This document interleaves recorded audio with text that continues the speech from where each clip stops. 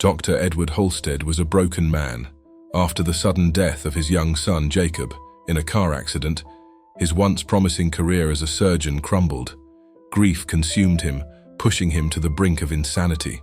His wife, unable to cope with the depth of his despair, left him alone in their crumbling Victorian house.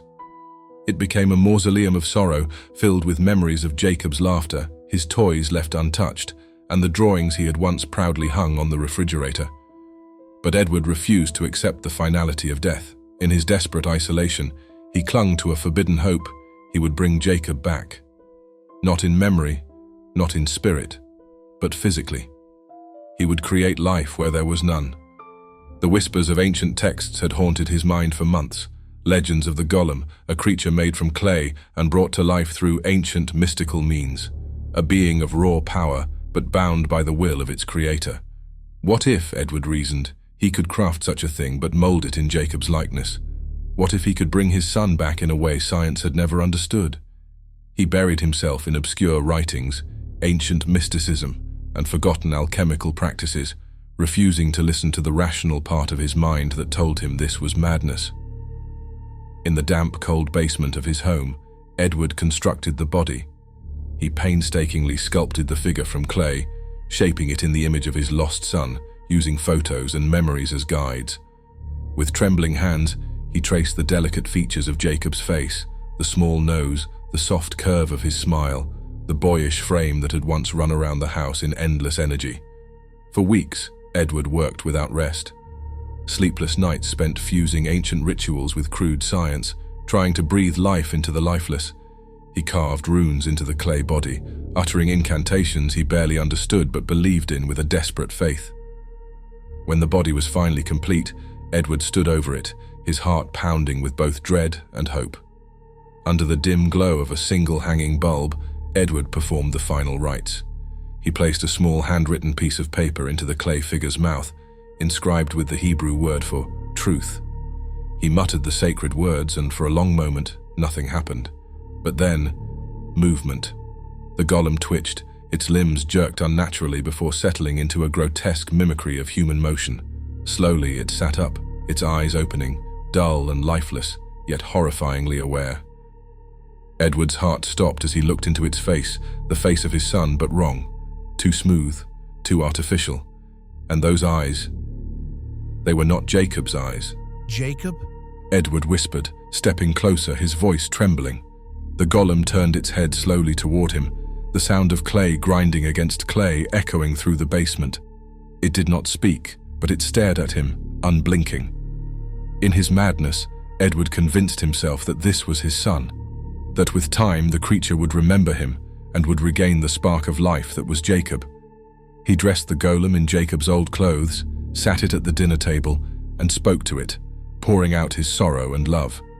The golem never responded, but Edward filled the silence with stories of the past, desperately trying to evoke some recognition in its blank, hollow stare. But as the days passed, something began to change. The golem moved in odd, jerky ways when Edward wasn't watching. At night he would hear the sounds of shuffling feet, of clay scraping against walls. Sometimes Edward would find objects in strange places, Jacob's toys arranged in bizarre, twisted formations, the family portraits defaced. The creature was becoming something else. Edward's delusion started to crack. He could no longer ignore the growing sense of dread that the golem was not his son. It was something far worse. It watched him now, its expression never changing, but its presence suffocating. He felt its eyes on him wherever he went in the house, as though it was learning, waiting for something. One night, Edward awoke to find the golem standing over him, its head tilted unnaturally to the side as if studying him. He scrambled out of bed, heart racing, but the golem remained still, its blank eyes tracking his every move. Jacob, Edward whispered, his voice shaking, but deep down he knew the truth. This was not Jacob, this was never Jacob. Desperate, he tried to destroy the creature. He attacked it with a hammer, chipping away at the clay, but it was futile. The golem endured, each strike seeming to agitate it more.